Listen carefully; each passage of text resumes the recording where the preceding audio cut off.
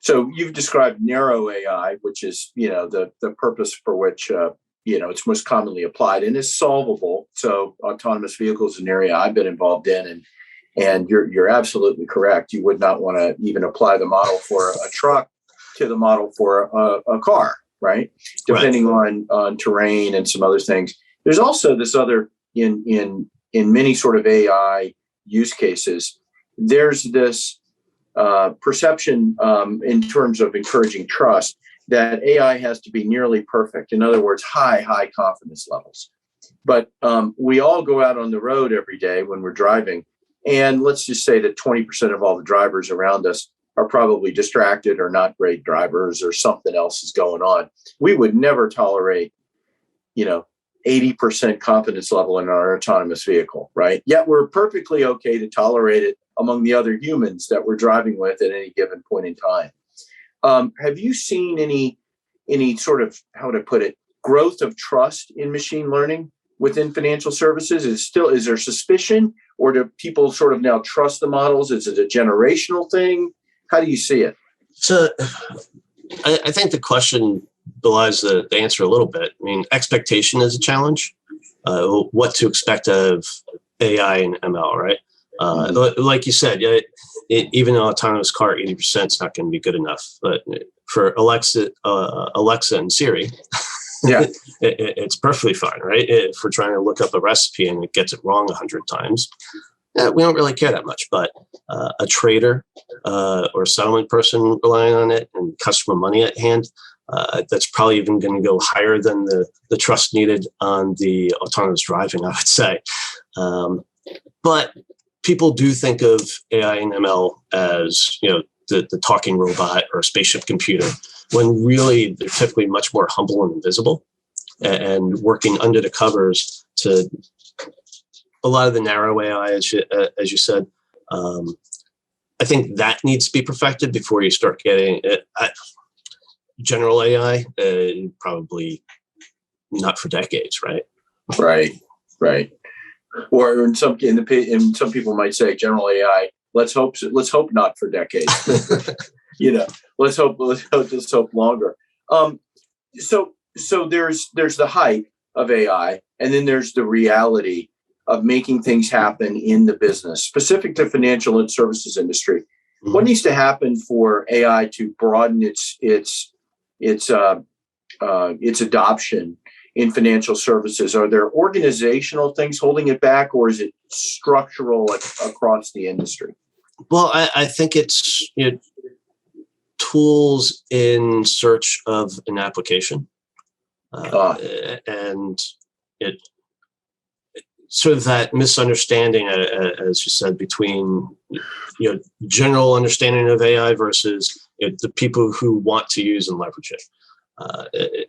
You can't just throw AI or ML at any problem. It has to be specific and have an actual application need.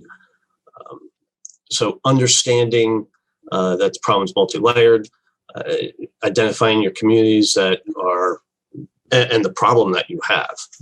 A lot of times, a lot of people like the shiny new toy, right? And I think because of some of the hype around it, people are less likely to try and implement it because they're like, oh, that's just hype, sort of like the whole data lakes and big data, big boom of a few years back, right? They become buzzwords, which is unfortunate. Right. Are natural language processing and/or aspects of deep learning suitable in the realm of applied linguistics that you mentioned in order to derive context, or am I on the wrong track with that? No. So NLP, the funny thing is that NLP is born out of linguistics, right? But I don't know if a lot of folks implementing semantics, NLP, and everything else are coming from that sort of softer linguistics background. Most are technologists, and we take a very technology forward aim towards applying those technologies.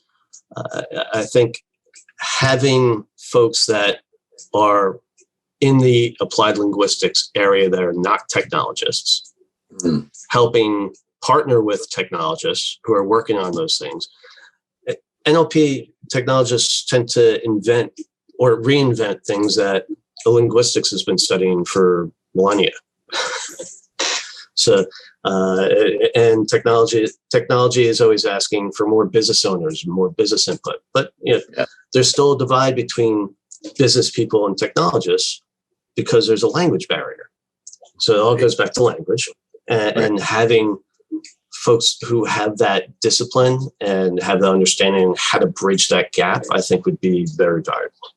It's a really interesting area that you're probing in. And although you reveal the plot of the book in the title, it does sound like really interesting to folks that are working on, I think, similar problems. Healthcare would have a problem set not unlike what you've described in financial services, right? The words are different, the use cases are different, but the problem of, what do we mean when we say this and what does that data imply for us? Similar, Yeah, absolutely. I tend to think the sciences have a slight leg up because they have, on the biology side, very good ontologies that are, right. When you don't define fish the same as you define mammals, right? And right. They've broken those out.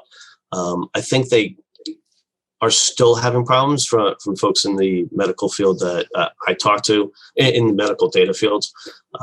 They still struggle with that, what's commonly called the multiple standards problem.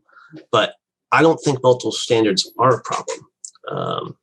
Multiple standards are a good thing because they help define the community that define those standards.